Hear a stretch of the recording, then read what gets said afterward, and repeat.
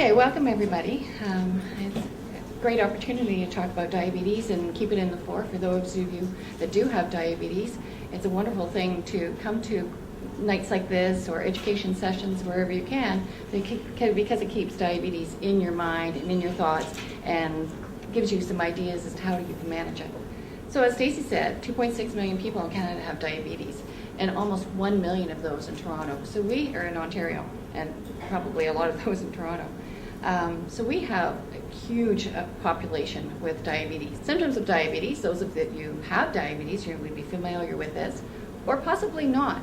As much as the hallmark symptoms are increased thirst, going to the washroom more often, fatigue, blurred vision, those are the usual symptoms that people feel. But many people don't feel anything at all. They go along their life and they contributed to various things in their life that are going on. They're stressed at work or they're aging. And no wonder I fall asleep on the couch at night. You know, look at my busy day. Look what I have to do. I'm stressed. I'm this, I'm that. So what happens when you eat? When you don't have diabetes, you eat various kinds of foods. But the one that really contributes to the sugar in your blood are carbohydrates. So carbohydrates come in many forms. And when you eat a carbohydrate, your body breaks that down. You swallow it, it goes into your stomach, it gets broken down, and the sugar from the carbohydrate food gets through the lining of the stomach into the bowel and through that into the bloodstream. And this is before you have diabetes. The pancreas is very sensitive to how much insulin it might need to produce to help balance that out. So you eat the carbohydrate, your pancreas knows that it needs to produce insulin, it knows how much by how much you've eaten. It produces that, it goes to the cell, and each cell needs a little bit of sugar in it to make it go. And insulin is the key that unlocks that door. So the insulin needs to come to each and every one cell in your body, open the door to allow the sugar to go in. Then what happens is you still eat those carbohydrates, they get absorbed through the lining of your stomach and your bowel, get dumped into your bloodstream as always, but the pancreas isn't working so well anymore. It's not able to produce the insulin that it used to do. And that insulin is needed to get that sugar into the cell. So now the insulin is not being produced enough, the sugar is just floating around the bloodstream, and that causes high blood sugars, and that's what diabetes is. So risk factors. For type 2 diabetes, over 40 years old, but we're seeing younger and younger people in our classes and in our appointments with type 2 diabetes. Overweight, certainly that will tip the balance. We often see type 2 diabetes as being, we used to call it the old age onset of diabetes, and that often happened when people used to retire. Certainly the high ethnic population, Aboriginal, South Asian, Hispanic, African descent, all have a higher incidence of developing type 2 diabetes. Or if you have a relative. So you have a 50% chance of developing type 2 diabetes. It's genetic. It has passed down through your family. There are other causes for it, but basically it's a genetic link. And so having a healthy lifestyle, lots of exercise will help you to prevent that onset of the disease as it goes along. If you've had a baby that's over 9 pounds, or you knew that you had gestational diabetes, that's a precursor to type 2 diabetes as well. So there's different kinds of type of diabetes. Type 2 is what we're kind of focusing on tonight, but certainly type 1. And one of the things I always like to clear up is that people feel that when they've been started on insulin, that they become type 1 diabetes. But in actuality, you stay type 2, you're just using another form of medication, and it happens to be injectable insulin. So how can you manage your diabetes? Lots of things we can tell you to do. Healthy eating, and certainly is the main component of helping you manage your diabetes, knowing how to count your carbs and understand what food does in your body. Exercise, as I had said a few times already tonight, that it certainly is a very important thing. Medications, education. Education is a cornerstone of managing your diabetes. If you know what to do, and of course if you do it, which is another topic, then knowing what you do will help you manage your diabetes. And blood sugar monitoring helps you tell you what you're doing, what's happening to the blood sugars. So testing. So those of you who have diabetes, do you test your blood sugars? It's pretty common nowadays. I mean, in years gone by, we'd have patients come to the center and they had never tested before.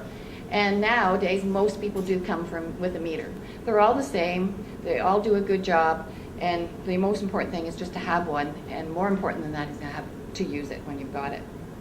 Some meters need to be coded. That's a very important point. We see that many times, patients coming into the center where they have the number, there's a number system on the strips, and that number system has to be entered into the little meter in different ways, depends on the meter. Landsets should be put in a sharps box. And if it's more than 2 years old, contact the manufacturer or go to your pharmacy and get a new meter. It's a good idea to keep them updated. This is our goal. This is where we want your blood sugars to be. And if you don't know what your blood sugars are, the bottom line question back to you is, what are you testing for? Again, they're very similar to the symptoms that you might have just not knowing you have diabetes, or before you're diagnosed with diabetes, with the thirst and going back to the bathroom more often, tired and weakness. That's a big one for a lot of people. What happens to get this high blood sugar? Well, it could be eating the wrong amount of food. It could be at the wrong time, so that you've had a big snack in the afternoon at 5 o'clock and dinner's at 6:30, and you go to test your blood sugars and wow, it's high. Fast absorbed foods like juice, not taking enough or the correct diabetes medications. Stress and illness definitely increases blood sugars, not enough activity or exercise, and taking specific medications that can promote type 2 diabetes as well, like prednisone. Low blood sugar symptoms. Anybody here had a low? Yeah, it's not fun. It's definitely not fun. It's very frightening, and it can be obviously very dangerous as well. Symptoms are different for everybody. They might be very similar in a repeated way, or they might be very different each time that it happens. Traditionally, you feel shaky, you break out in a sweat, you have some, a dizzy feeling or a watery feeling in your legs, a wobbly type of feeling, or a numbness around your mouth. And the causes of them are kind of the opposite of high sugars. You've had too much diabetes medications, and maybe your lifestyle has changed. You've lost some weight, or you've now started a new exercise regime, or you've changed your eating patterns, and all of a sudden the medication isn't really appropriate for that new regime. And now your sugars are getting a bit too low. You might not be eating enough at each of those meals, enough carbohydrates, the foods that break down into sugar, skipping your meals, delaying your meals, more than your usual amount of exercise or activity, and alcohol will play a factor in that definitely. So treatment. Test your blood sugar, if you're possible. If you have your meter with you, test your blood sugar. Sit down, take a moment to rest, and have one fast-acting sugar, like a glass of juice or glucose tablets, regular pop. This is when you need sugar fast. And then rest for 10 or 15 minutes, test your blood again, and if your blood is above 4, then you'd have something to eat. If it's mealtime or snack time, you would just eat. If it's in between that time, have something like a granola bar or half a sandwich, crackers and cheese, something that's going to keep those blood sugars from dropping down again. So the fast sugar brings you up, and the slower sugar, like the sandwich or the granola bar, would help to hold those blood sugars. So I said we're going to talk about exercise, one of those important things to help you manage your diabetes. And exercise is not the most popular word with a lot of people. We can kind of scratch that out if you wanted to just say activity. Just move. That's what I often say to people. It's just move. It doesn't matter what you do. Turn the TV off, because when you turn the TV off, you're usually on your feet. And that will help to control your diabetes. Start small. Take 5 minutes and go for a little walk. It burns calories, which helps you to maintain or lose your weight, which of course will help to manage your diabetes. Improves your fitness levels and your blood circulation, your blood pressure. And it also helps with stability. So the stronger your muscles are, more or less likely as you age that you might fall, or if you do fall or go to fall, you'll have stronger muscles to prevent your fall. Complications is one of the reasons we're talking tonight.